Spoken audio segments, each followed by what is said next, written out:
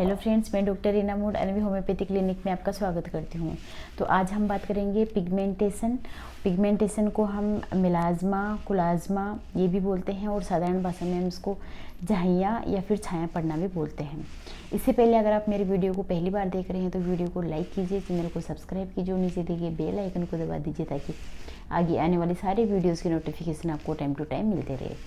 तो चलिए बात करते हैं कि मिलाज्मा या जो झाइयाँ कैसे होती हैं। इसका मेन रीज़न होता है कि हमारे शरीर के अंदर मेलानोसाइट सेल्स होती हैं जो मेलेनिन हार्मोन होता है, इनका सिक्रेशन करती हैं और इसके मेलेनिन के सिक्रेशन से हमारे शरीर पे जो मोस्टली फेस पे ये झाइयाँ बन जाती हैं। तो ये क्यों होता है? ये हार्मोन इम्बैलेंस की वजह से भी हो सकता है या फिर अब डायरेक्ट सन एक्सपोजर में रहते हैं इसकी वजह से भी हो सकता है, या कोई पेशेंट कुछ लॉन्ग टाइम से थायराइड है उसको तो उसकी वजह से भी हो सकता है, या स्ट्रेस एंजाइटीज़ की वजह से भी हो सकता है, या फिर हम बोलें कि विटामिन डेफिशिएंसी लाइक B12 या विटामिन C, फोलिक एसिड इसकी वजह से भी हो सकता है।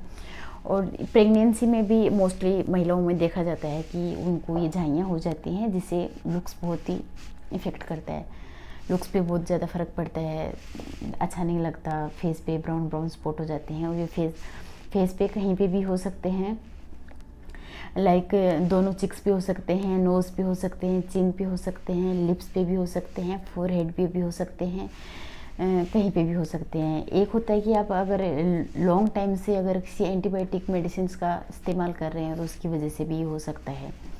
तो ये कौन से एज फैक्टर में होता है? तो एज फैक्टर इसका कुछ नहीं होता, अगर पर मोस्टली देखा जाता है कि ये 20 से 30 की एज में होता है ज़्यादा, और इसी टाइम में लुक्स की ज़्यादा ज़रूरत होती है, सबको खूबसूरत दिखना होता है, तो ये इसी टाइम पे भी ज़्यादा देखा गया है। एंड ये किस में ज़्यादा होता है? ये महिला और पुरुष में किसी में भी हो सकता है, पर मोस्टली ये फीमेल्स में ज़्यादा देखा गया है क्योंकि उनका स्ट्रेस लेवल भी ज़्यादा होता है एंड प्रेगनेंसी में भी हॉर्मोन्स के इम्बैलेंस की वजह से ये पिगमेंटेशन हो जाता है। तो अब हम बात करेंगे कि इसके क्या जो साइन एंड सिम्टम क्या हैं। साइन एंड सिम्टम ये है कि भाई फेस पे ब्राउन या डार्क ब्राउन कलर के जो स्पॉट बन जाते हैं वो फेस की किसी भी एरिया पे बन जाएंगे, लाइक चिन पे, चिक पे, कहीं पे भी। इसके अलावा हम बात करेंगे कि क्या क्या मेडिसिन लें जिससे कि इसको हम क्योर कर सकें।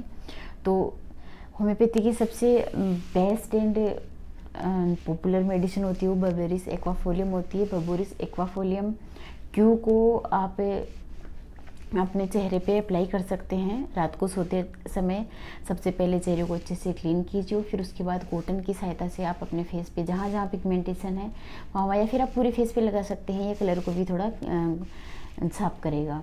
तो ये चेहरे पे कहीं पे भी लगा सकते हैं। एक बहुत सारी मेडिसिन भी होती हैं लाइक चाइना, थूजा, सीपिया, बहुत सारी मेडिसिन होती हैं। मेडिसिन आप कॉन्स्टिट्यूशनल मेडिसिन या अपने सिम्टोमेटिक बेसिस पे ही मेडिसिन सेलेक्ट करिए। ऐसे नहीं कि भाई आप कोई सी भी मेडिसिन ले लिए, कोई सी भी मेडिसिन इफेक्ट नहीं करेगी।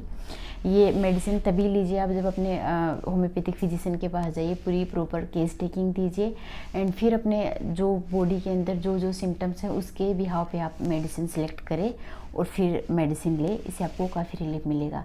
मेडिसिन की सहायता से आपके जो हार्मोन बैलेंस हो रहे हैं वो सब एकदम बैलेंस हो जाएंगे और आपका ये जो पिगमेंटेशन वाली प्रॉब्लम हमेशा के लिए ख़त्म हो जाएगी।